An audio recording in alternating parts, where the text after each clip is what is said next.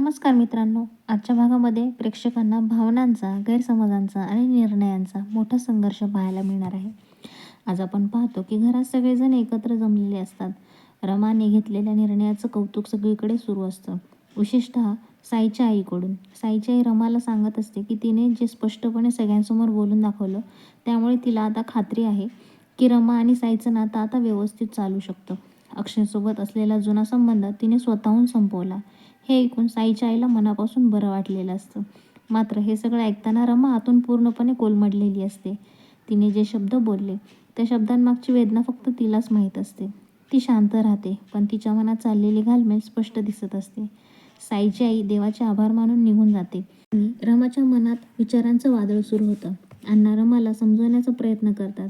ते तिला सांगतात की आज तिने जे काही बोललं त्याचे परिणामही तिला सहन करावे लागतील. रमा जाणते की हा निर्णय सोपा नाही, पण तरीही तिने मनावर दगड ठेवून तो घेतलेला असतो.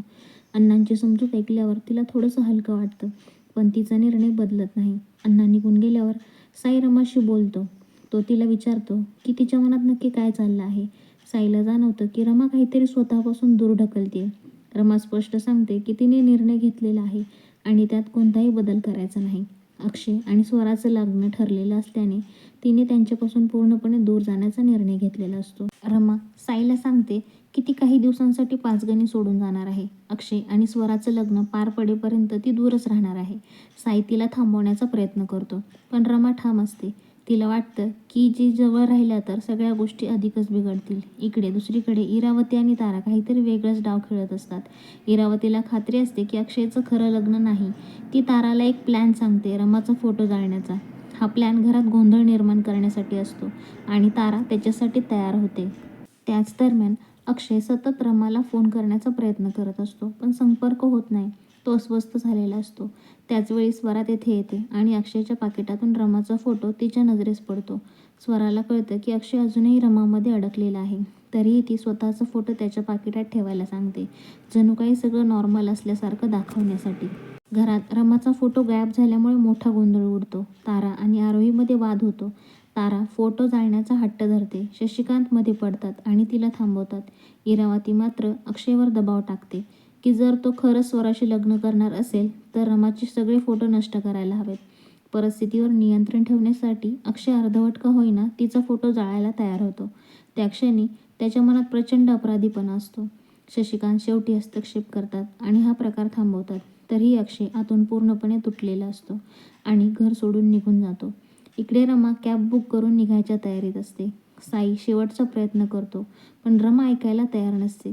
ती साईला वचन देते की सगळं शांत झाल्यावर ती परत येईल. अक्षयचा कॉल आला तरी रमा तो घ्यायला नकार देते. साई अक्षयला सांगतो की रमा पाचगणी सोडून गेलेली आहे. हे ऐकून अक्षय हादरतो. त्याला जुन्या आठवणी आठवतात. तो वेगाने रमाला शोधायला निघतो. घाईत त्याचा अपघात होतो. योगायोगाने रमा तेथेच पोचते.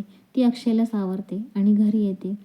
स्वरा रमाला जाब विचारते, पण या सगळ्या प्रकारानंतर रमा एक निर्णय घेते, अक्षयला सगळं सत्य सांगायचं. रात्री रमा अक्षयला फोन करते आणि उद्या भेटायचं ठरवते. ती ठरवते की ही भेट शेवटची असेल आणि सगळ्या प्रश्नांची उत्तरं देणारी असेल. तर मित्रांनो, हा भाग आजचा तुम्हाला कसा वाटला ते कमेंटमध्ये नक्की सांगा. अशाच अपडेटसाठी चॅनलला लाईक करा, शेअर करा आणि सबस्क्राईब करायला विसरू नका. तुम्हाला आजचा रिव्ह्यूचा चॅनलवरचा व्हिडिओ कसा वाटला हे मला नक्की कमेंटमध्ये कळवा. तुम्ही तुमच्या आयुष्यातला अनमोल वेळ देऊन माझ्या रिव्ह्यू चॅनलवरचा हा व्हिडिओ पाहिलात त्यासाठी मी तुमची मनापासून आभारी आहे मित्रांनो. भेटूया पुढच्या भागामध्ये. तोपर्यंत नमस्कार.